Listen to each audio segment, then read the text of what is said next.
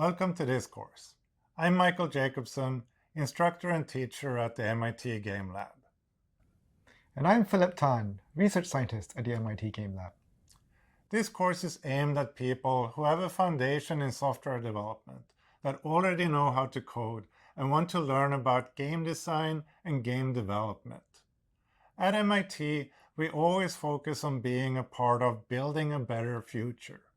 The game industry is currently dealing with a situation where issues of misogyny, lack of cultural diversity, and unethical business practices are festering and threatening to sink ships if things don't change. We will look at opportunities for better game industry practices and better games through engagement with lessons from critical studies and design thinking. Gaining an understanding for how to enact positive change will be the strongest competitive advantage that the participants of this course will acquire. In short, we aim to give a strong platform for breaking into the professional practice of making games. Before we get into the weeds of design and implementation, we're going to establish a couple of foundational concepts and terminology. They'll help us use the same vocabulary throughout the whole course. Keep in mind, not everyone in the game industry uses these same terms in exactly the same way, and that's okay. Every design team goes through a phase where they have to figure out how they want to communicate. Another part of the professionalization of a game designer is understanding and knowing how to use game design methods and practices. This involves all the steps of the development process, from ideation to the end of a game's life cycle.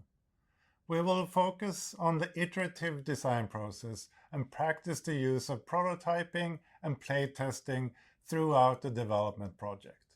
We will learn how to embrace player feedback as the valuable data it is, even when it is pointing out flaws in our designs or even telling us to discard a concept entirely. Whatever design materials the game we're making will be using, we always start out using physical design materials or virtual implementations of physical materials when working with distributed teams. This way, we can focus on testing potential solutions and making design decisions, and thus making progress in our project without being slowed down by implementing these solutions in code. Physical games, like board games, are also great teaching tools, since the inner workings of the game aren't black boxed, but can be analyzed and modified by the player. When designing a game, it's easy to get tunnel vision on the product you're making. After all, it's right in front of you whether it's in code or cardboard, so it's natural and pretty satisfying to tinker with the systems, the rules, the pieces, the art, and the music until it's all complex and polished. However, our approach at MIT always returns the focus back to the players. We will constantly remind you that a game isn't really anything until it's played. We design games for people, and people need to be foremost in our minds throughout the whole design process. Right from the start, we'll be asking you about your own play experiences, and as the course goes on, you'll use that grounding to broaden your perspective to other people who may play your game.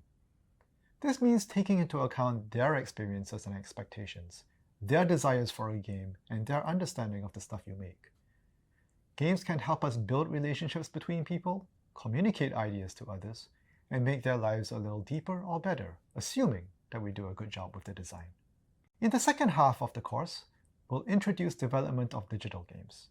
We'll provide a basic game skeleton built on the Unity game engine, which is well established in the industry and that you can download for free. The structure of a Unity project has its quirks, both useful and mildly annoying. However, the code that you'll be writing in Unity is based on C#. So if you're already familiar with object-oriented programming languages, it should be quite easy to understand. More importantly, we will be talking about best practices in digital game development that should apply no matter what language or game engine you may encounter going forward. When we have dealt with both the theory and practice of all the different parts of the game design process, we will put them together in a capstone project that showcases the learner's understanding of the craft and the skills you have developed. This phase is also where we will offer a number of guest talks by active industry professionals who can provide valuable glimpses into what life is like out on the game industry factory floor.